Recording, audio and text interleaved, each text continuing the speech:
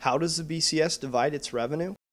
In a typical year, Notre Dame and the 6 automatic qualifying conferences, also known as AQ conferences, split between 91 and 86% of BCS revenue. 5 non-AQ conferences get between 7 and 12%. 91% for just over half the schools? That's lopsided, considering the NCAA basketball tournament yields only a 61% share. Even last season, when 2 non-AQ teams played in BCS Bowls for the first time, and the BCS bragged of giving record-breaking amounts to non-AQs, the inequity was apparent.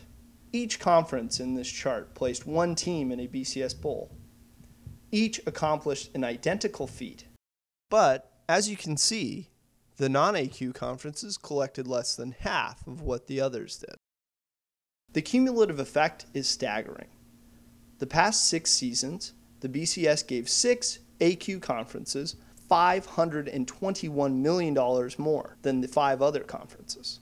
What does the BCS say about this $521 million gap? But it's hard for me to see how these conferences can claim to have been disadvantaged. I think it is fair. Okay. So do AQs get more BCS money because they perform better on the field? You decide. Non-AQs are 3-1 in BCS Bowls, but took home only half of what their opponents did each time. In 2006, the BCS awarded the 1-10 Syracuse Orangemen double the amount it gave the entire WAC, a 9-team non-AQ conference. And in 2009, the winless Washington Huskies brought home more BCS dollars than the undefeated Utah Utes, a non-AQ team. If the BCS money scheme isn't based on game performance, then why do AQs get $521 million more?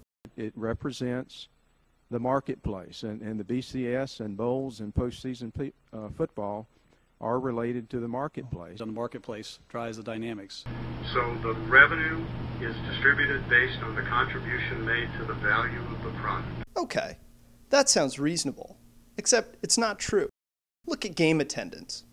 Twice in the past 3 postseasons, non-AQ contests boasted the 2nd highest attendance of any BCS Bowl exhibition game, trailing only the larger capacity Rose Bowl.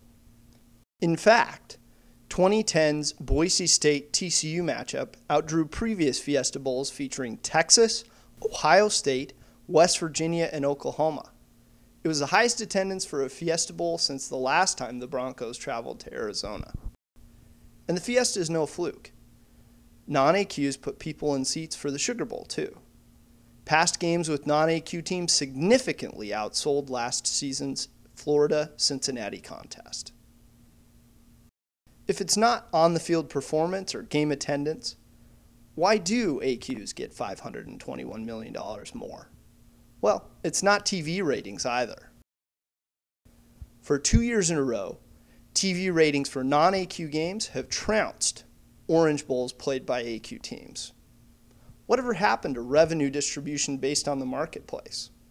Bottom line, AQs get $521 million more, not because they outperform others on the field or in the marketplace.